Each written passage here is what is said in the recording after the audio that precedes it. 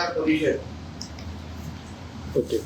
अतिशय स्पेसिफिक आणि एकाच विषयावर मी येणार आहे. जिल्ह्यातल्या आंब्याची परिस्थिती, आंबा उत्पादक, आंबा शेतकरी हा पूर्ण पद्धतीने हवालदिल झालेला आहे. गेल्या 50-60 वर्षामध्ये आंब्याच्या शेतकऱ्यांनी नुकसान भरपाई मागितली किंवा सरकारकडून मदत मागितली असं आपण कधी ऐकलेलं नव्हतं. आपल्यातले काही गुन्हेगारचे पत्रकार आहेत, सिनियर पत्रकार आहेत, आपल्यालाही माहिती आहे की अशी कधी मागण्याची परिस्थिती त्यांच्यावर आली नाही. उलट आपल्या सिंधुदुर्ग जिल्ह्याचं अर्थकारण चालवण्यामध्ये आंबा, काजू, मासेमारी या सगळ्या जणांचा फार मोठा हात असतो. पण आज आंबा उत्पादक शेतकरी हा अडचणीत आहे. शासनामार्फत जे काय आढावा घेतला गेला, काही पंचनामे झालेले आहेत. 2 वेळा मंत्रिमंडळामध्ये हा विषय मी आदरणीय मुख्यमंत्र्यांच्या निदर्शनात आणून दिला आणि आता शासनाकडे जो काही रिपोर्ट आलेला आहे त्या रिपोर्ट मध्ये निसर्गामुळे, प्रामुख्याने निसर्गामुळे, हवामानातल्या बदलामुळे 85 ते 80% नुकसान हे झालेलं आहे. हे शासनाकडे आता रिपोर्ट गेलेला आहे. म्हणजे त्याच्यामध्ये कोणाचंही काय मनात शंका नाही, कोणाचेही दोन विचार नाही, ते नुकसान झालं नाही, उगाच मागताय असं काही विषय नाही. वस्तुस्थिती अशीच आहे की 85% जवळपास नुकसान झालेलं आहे आणि त्यामुळे शासनाकडे हा विषय किती गंभीर आहे हा पूर्ण पद्धतीने पोहोचलेला आहे. म्हणून ह्याच्यामध्ये किंतु परंतु चर्चा करण्याचा विषयच नाही. मला जेव्हा मंत्रालयामध्ये जिल्ह्यातले आंबा उत्पादक शेतकरी भेटायला आलेले होते, मोठे शिष्टमंडळ आहे, बेंगुरला, देवगड शिष्टमंडळात शेतकरी भेटायला आले होते, तेव्हा विविध विषयावर जी आमची चर्चा झाली होती त्याच्यामध्ये शासनाने मदत करावं, शासनाने आम्हाला ताकद द्यावी तो एक भाग होता. पण त्याचबरोबर त्या शेतकऱ्यांमध्ये, त्याच्यात काही पक्षाचा विषय नाही, पण त्या शेतकऱ्यांनी एक अशी सूचना आम्हाला दिलेली, मला दिलेली की नितेशजी ह्याच्यामध्ये काही आपल्याला वेगळ्या पद्धतीने मार्गदर्शन भेटतंय की बघा, बाहेरच्या देशातून किंवा अशी चांगली कुठली टेक्नॉलॉजी जेणेकरून ह्या परिस्थितीवर आम्ही मात करू शकू, या परिस्थितीवर कायमस्वरूपी कसा तोडगा निघेल, आम्हाला आधार कसा मिळेल, यासाठी वेगळा काय अभ्यास होऊ शकतो का? आंबा संशोधन केंद्र असो, दापोलीमध्ये कृषी विद्यापीठ असो, असं काय आपण बोलून बघा जेणेकरून हा विषय त्या निमित्ताने तरी आम्हाला मार्गदर्शन भेटेल. मग त्या बैठकीनंतर त्यांच्या सूचनेनुसार त्या बैठकीनंतर मी काही लोकांशी बोलायला सुरुवात केली आणि मग त्याच्यामध्ये बारामतीमध्ये एग्रीकल्चर डेव्हलपमेंट ट्रस्ट ADT नावाची एक संस्था आहे. ही संस्था प्रामुख्याने ही संस्था 1957 मध्ये स्थापन केली गेली. कृषी, शिक्षण, महिला सक्षमीकरण, पर्यावरण संवर्धन क्षेत्रात ही संस्था कार्यरत आहे. पूर्वी संस्थेचं माहिती मुद्दाहून सांगतो. आणि ह्या संस्थेने मायक्रोसॉफ्ट, ऑक्सफर्ड विद्यापीठ आणि बिल गेट्स फाउंडेशन यांच्या सहकार्याने आधुनिक तंत्रज्ञानावर आधारित कृषी संशोधन केंद्र उभारलेलं आहे. आता भविष्यामध्ये शेती कुठल्या प्रकारे होईल, त्याच्यामुळे कृत्रिम बुद्धिमत्तेचा वापर कसा होईल, या बाबतीमध्ये असंख्य चांगल्यातले चांगले प्रभावी संशोधन या ADTने केलेले आहे. मग तिकडे एक नलावडे म्हणून त्यांचे अधिकारी आहेत जे मला भेटायला आले संपर्क केल्यानंतर, आणि मग त्यांच्या समोर मी पूर्ण जे काही निवेदन आमच्याकडे परभणीच्या शिष्टमंडळाने दिलेली, मी ते निवेदनही त्यांना दिली. मीही माझ्याकडून माहिती उपलब्ध करून दिली की ही अशी आमच्या जिल्ह्यामध्ये आंब्या संदर्भात असलेली परिस्थिती, आंबा आणि काजूही सांगितले पण प्रामुख्याने आता आंब्याच्या बाबतीमध्ये बोलू की अशी अशी आंब्याच्या संदर्भात झालेली परिस्थिती आहे. त्यावर मग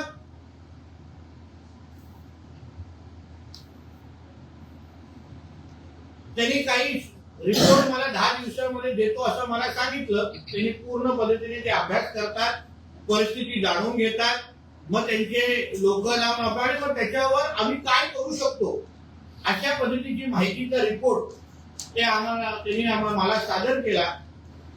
आणि त्यांच्या त्या रिपोर्टच्या अनुसार उद्देश म्हणजे आंबा बागायतीमध्ये कृत्रिम बुद्धिमत्ता, IoT उपग्रह माहिती, ड्रोन तंत्रज्ञान, डिजिटल सल्ला प्रणाली याचा वापर करून उत्पादन क्षमता वाढवणे, कीड रोग नियंत्रणात सुधारणे, हवामान बदलामुळे होणारे नुकसान कमी करणे, या 3 काही उद्दिष्टांवर त्यांनी काम केलं. कारण आपण आंबा उत्पादकांशी बोललात तर त्यांची ही तक्रार आहे की जे औषधं ते वापरतात ते चांगल्या दर्जाचे नसतात, त्याच्यामध्ये त्यांचे काय असंख्य तक्रारी आहेत. म्हणजे अन्य फळांसाठी वापरणारे पण औषधं कधी कधी त्यांना विकले जातात, असंख्य तक्रारी त्यांच्या आहेत. आपल्या इकडे आंबाचे क्षेत्र अंदाजे 34,296 हेक्टर आहे आणि त्याच्यातले असंख्य जे काही कारण ज्याच्यामुळे आज आपल्या आंब्याचं नुकसान होतं त्याच्यामध्ये हवामानातील बदल, अनियमित फुलोरा, फळगळ, पावडरी मिड्यू नोड आणि काय फळमाशी, मॅस्किटो, बग यांच्यासारख्या कीड रोगाचा प्रभुत्व दिसला. पाण्याची कमतरता तसेच निर्यात दर्जाच्या उत्पादनासाठी आवश्यक असलेले ट्रीटेबिलिटी व्यवस्था व ह्या प्रमुख समस्या आहेत. या प्रस्तावित प्रकल्पामध्ये ट्री लेवल प्रिसिसिंग मॉनिटरिंग सिस्टम ही त्यांनी आपल्याला सांगितलेली आहे. त्याच्यामध्ये उपग्रह प्रतिमा, सेन्सर तंत्रज्ञान, कृत्रिम बुद्धिमत्ता याच्या सहाय्याने प्रत्येक झाडाच्या आरोग्याचे निरीक्षण केले जाईल. झाडांची वाढ, पानांची छाननी, क्लोरोफिल पातळी, फ्लोरा स्थिती आणि संभाव्य उत्पादना याचा डेटा गोळा करून शेतकऱ्यांना योग्य सल्ला दिला जाईल. तसेच 500 मीटर पर्यंत अचूक हवामानाची माहिती देणारी प्रणाली विकसित करण्यात येईल, ज्याच्यामुळे कीड रोगाचा संभाव्य प्रभुत्व आधीच ओळखून योग्य उपाययोजना शेतकऱ्यांना करता येईल. त्याचबरोबर या प्रकल्पात आंबा पिकांचे संपूर्ण जीवन क्रमानुसार मार्गदर्शन दिले जाईल. फुलोरा पूर्व अवस्था, फळधारण अवस्था, फळ विकास अवस्था, काढणी पूर्व अवस्था अशा प्रत्येक टप्प्यावर पाण्याचे व्यवस्थापन, पोषण व्यवस्थापन, कीड रोग नियंत्रण आणि उत्पादन अंदाज याबाबत वैज्ञानिक सल्ला देण्यात येईल. याशिवाय ड्रोनद्वारे अचूक फवारणी, उपग्रहावर आधारित पिकांचे आरोग्याचे निरीक्षण, मातीतील आर्द्रता मोजणारे सेन्सर आणि डिजिटल ऍडव्हान्स्ड प्रणाली याचा वापर केले जाईल. या प्रकल्पाचे मुख्य उद्दिष्ट म्हणजे आंबा उत्पादन वाढ करणे, शेतकऱ्यांचे उत्पन्न वाढवणे, IoT कृत्रिम बुद्धिमत्ता व उपग्रह तंत्रज्ञानाच्या सहाय्याने शेतीतील परिस्थितीचे रिअल टाइम निरीक्षण करणे, कीड व रोगाचे पूर्वानुमान अनुसार नुकसान कमी करणे, वैज्ञानिक पद्धतीने सिंचन व पोषण व्यवस्थापन करणे, ड्रोन तंत्रज्ञानाचा वापर करून अचूक फवारणी व खर्चात बचत करणे, उच्च दर्जाचे निर्यातक्षम व आवेश मुक्त उत्पादन तयार करणे, आणि हवामान बदलाच्या परिस्थितीही शाश्वत बागायतीचा व्यवस्थापन विकसित करणे याचे सगळे त्याचे उद्दिष्ट आहेत या कार्यक्रमाचे.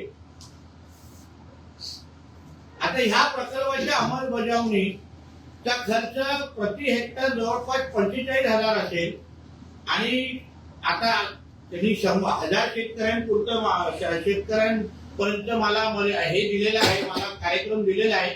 पण ऍज इन व्हेरी शेतकरी वाढतील त्यानुसार आपण हा कार्यक्रम वाढवत जाऊ.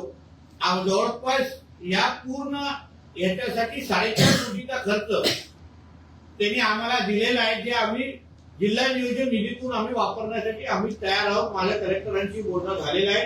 4.5 कोटी एवढी निधी आम्ही जिल्हा नियोजन करून आम्ही उपलब्ध करून घेऊ आणि निधीचा संचार उपक्रम हे सगळे जे काय आपल्याला सांगितलं त्यानुसार हा कार्यक्रम म्हणजे एका बाजूला सरकारच्या वतीने मदत देणं, नुकसान भरपाई म्हणा की काही म्हणा, सरकारच्या वतीने त्यांना आता मदत करणं आणि भविष्यामध्ये अशा पद्धतीची परिस्थिती आमच्या आंबा बागायतदारांवर येऊ नये, आंबा शेतकऱ्यांवर येऊ नये यासाठी अशा पद्धतीची मदत घेणं, अशा पद्धतीचा दुहेरी कार्यक्रम शासनाच्या माध्यमातून जिल्हा प्रशासनाच्या माध्यमातून आम्ही हातात घेत आहोत.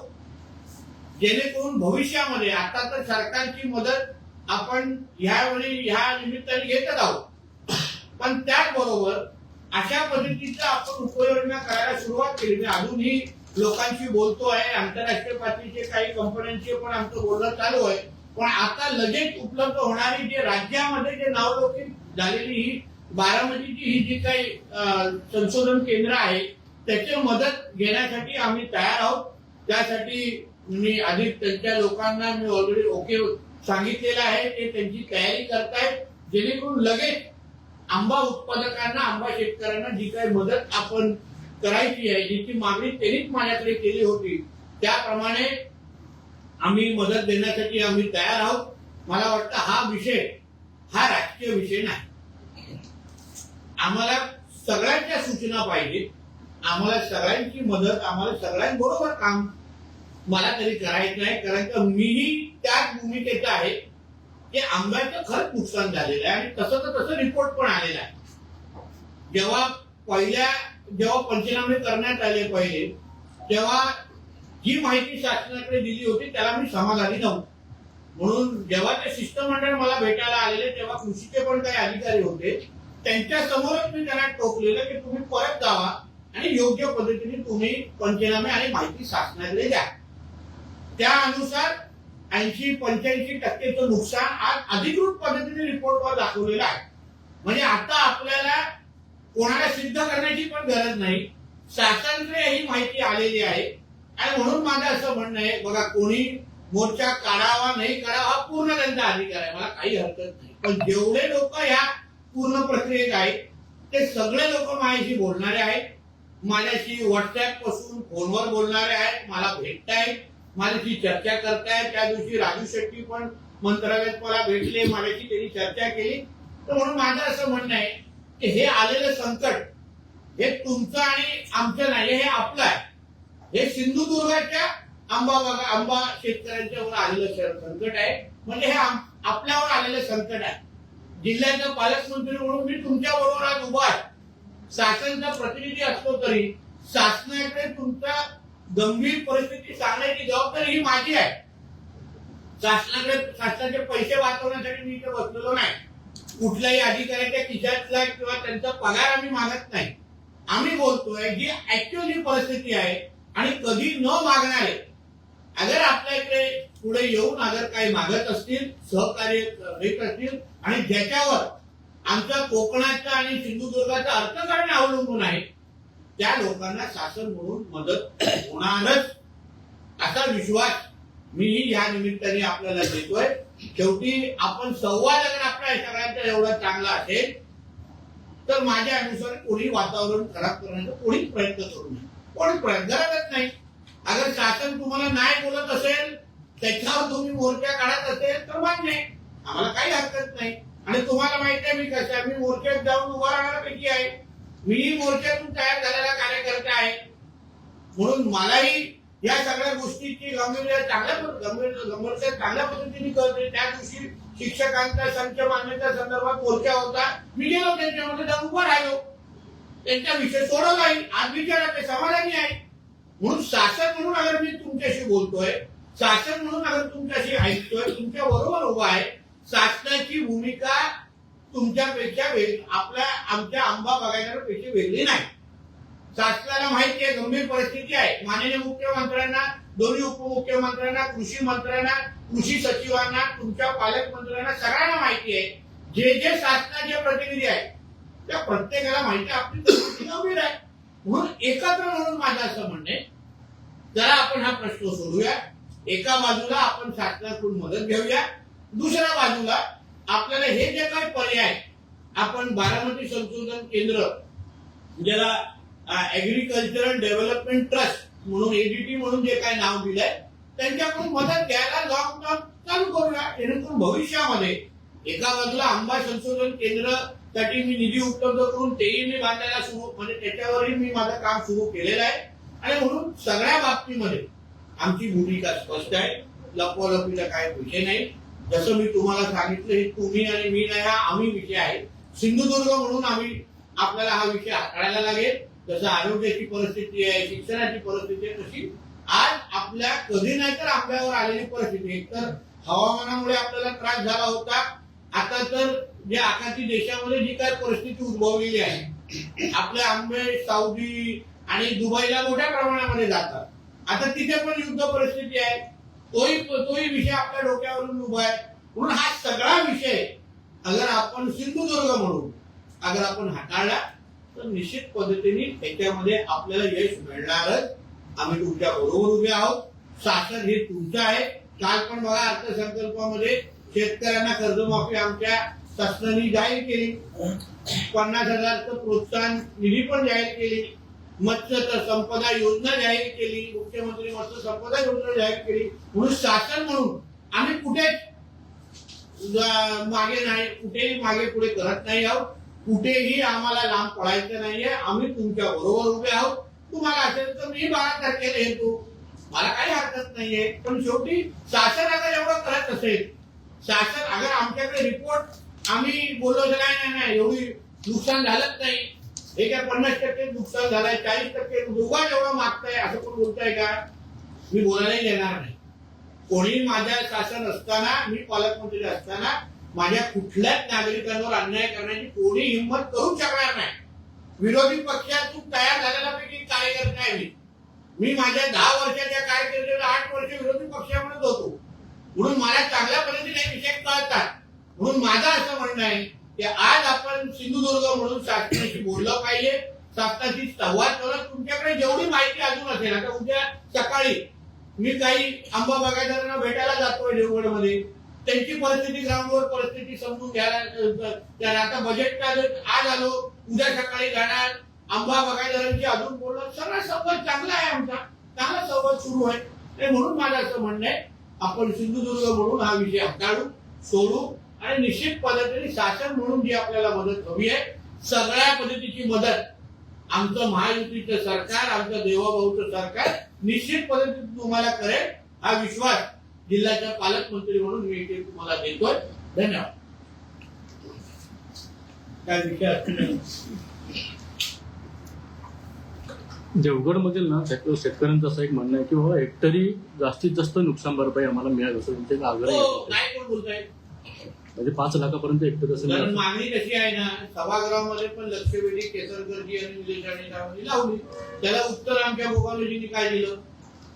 आता शेवटी जेव्हा पंचनामे होतात, पंचनामे झाल्यानंतर अगर 85% एवढं नुकसान झालेलं आहे शासनाला कळत आहे आणि कधी न मागणारे, उदाहरण आपल्या विदर्भामध्ये किंवा उत्तर महाराष्ट्रामध्ये कांदा, कापूस हे सातत्याने होणार नुकसान, आंब्याचं कधी नुकसान झालेलं कोणीच ऐकलेलं नाही.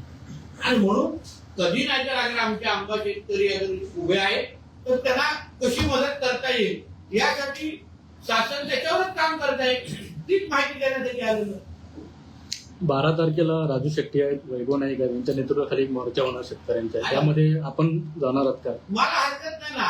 बघा, माझं काय म्हणणं आहे, पालकमंत्री म्हणून मी सगळ्यांशी बोलतोय, माझे दरवाजे उघडे आहेत, माझी बोलायचं तर मी तयार आहे, मला काही हरकत नाही. मला बघा, शेवटी शासन म्हणून अगर आम्ही काय लपवत असलो, आम्हाला हात तर राखून काय करायचं असतं, मुख्यमंत्री अगर नाही बोलत असतील, नाही ना नितेश द्यायचं नाही, काहीतरी त्याच्यातला मधला मार्ग काढा, मग गोष्ट बरोबर होतात. काय मिळतच नाही, देत नाही. आता बघा, जेव्हापासून मी कितीदा त्यांना भेटलेलो आहे, मी सगळ्यांशी बोलतोय, म्हणजे ते किरण टेंभुर्णकर पासून सगळेजण बोलतायत, माहिती व्हॉट्सअपवर बोलतायत, माहिती सगळे बोलतायत. राजू आपले शेट्टी साहेब भेटले, त्यांनी मला त्याही सगळे विषय. आता शासनाला देण्यासाठी तरी थांबायला पाहिजे, एक प्रक्रिया राबवायला लागते ना. पंचनामे होणार, मग देणार, मग त्या पद्धतीने आता पंचनामे झाले, शासनाकडे ती गंभीर परिस्थिती पोहोचलेली आहे 85% 90%ची. आता शासनाच्या मदतीसाठी मला असं वाटतं ठेवलं पाहिजे. तरी लोकशाहीमध्ये कोणाला मोर्चा काढायचा असेल तर नक्की करावा, काही हरकत नाही. त्यांचे भाषण बोलवलं नाही तर युट्यूबवर तुमच्या चॅनल माध्यमातून ऐकणार जाईल. आणि शासनाचं काय आमच्या अधिकाऱ्यांना सांगितलं की प्रत्येक जे काय बोलते नोट डाऊन करा आणि आपल्याला जे काय मार्गदर्शन असेल ते घ्या.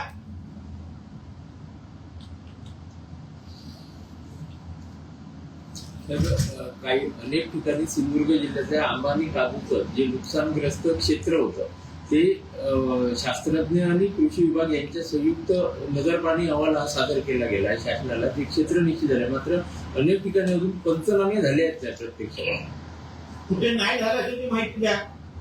आमच्याकडे पंचनामे झाले त्याची माहिती आहे. काही भागामध्ये अगर तुम्हाला माहिती वाटलं असेल की इथे पंचनामे या पॉकेटमध्ये झाले, लगेच करून घेऊ, काय प्रॉब्लेम नाही. आम्ही अलर्टवर आहोत.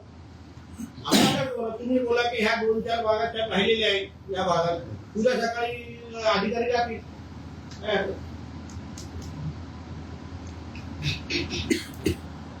साहेब, एक रोरो सेवा सुरू झाली होती, पण काही तांत्रिक याच्यामुळे काहीतरी दुसऱ्या उभा राहा, केस पण उभी नाही तर डग बोट चांगला फिरत आहेत ना, म्हणून डग झाली, दुरुस्त झाली, बोटीतून निघाली. हा, उद्या मी करायची तर त्यांनी जाईन, पण तुला पाहिजे उचल, फक्त हवेत उभं राहू नको. बागायतदारांशी त्यांची होणार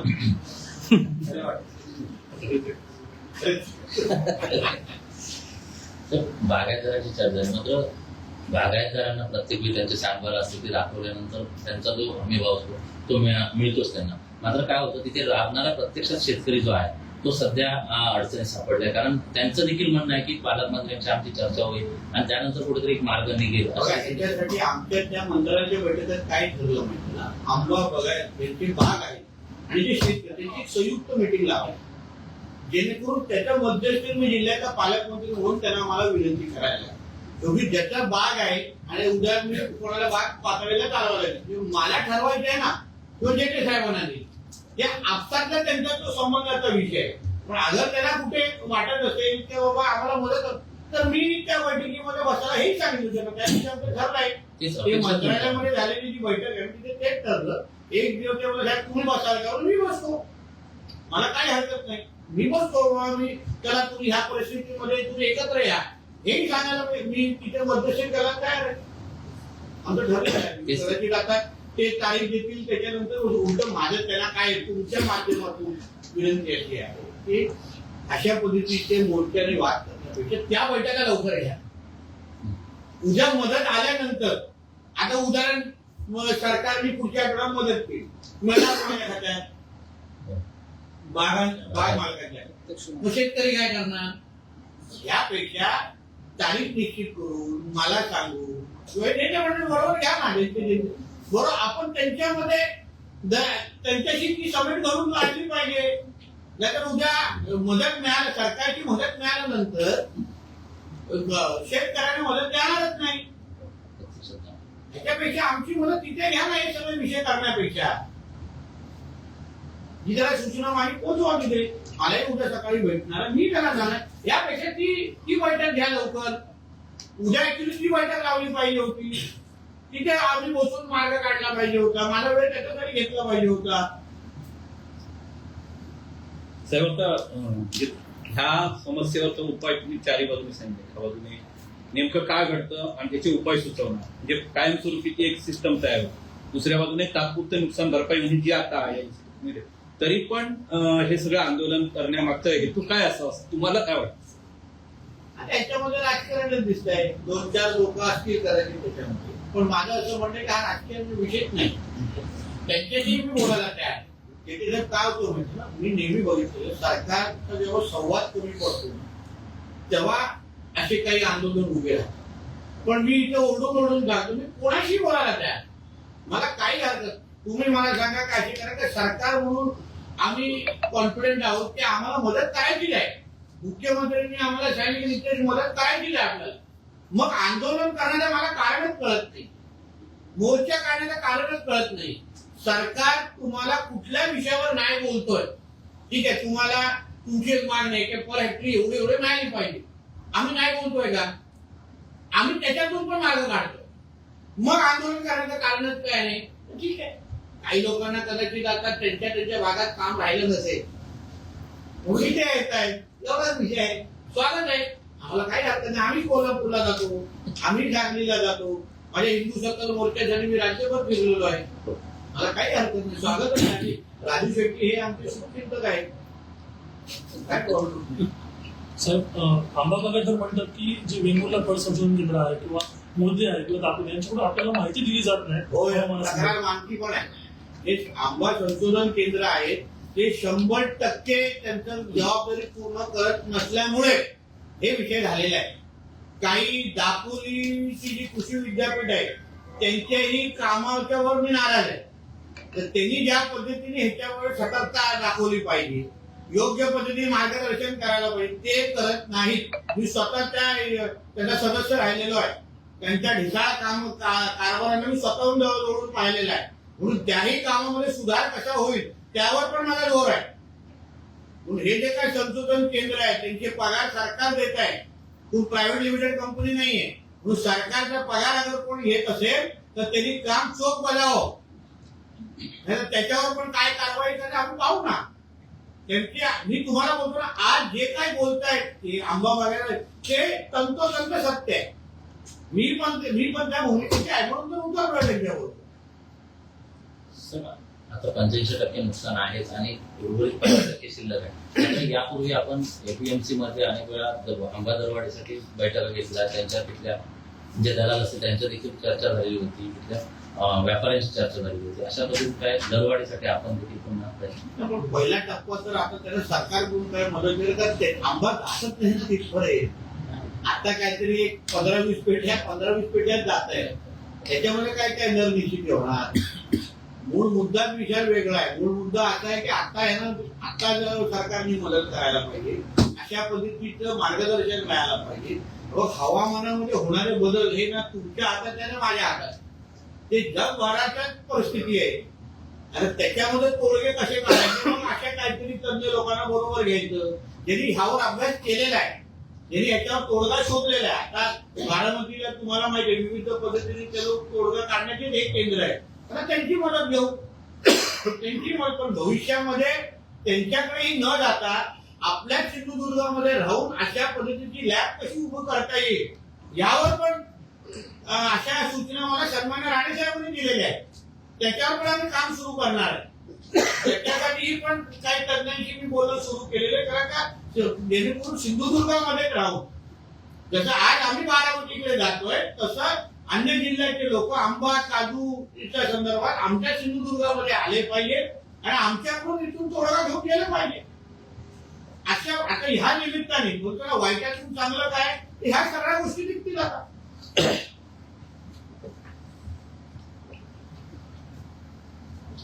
ठीक आहे.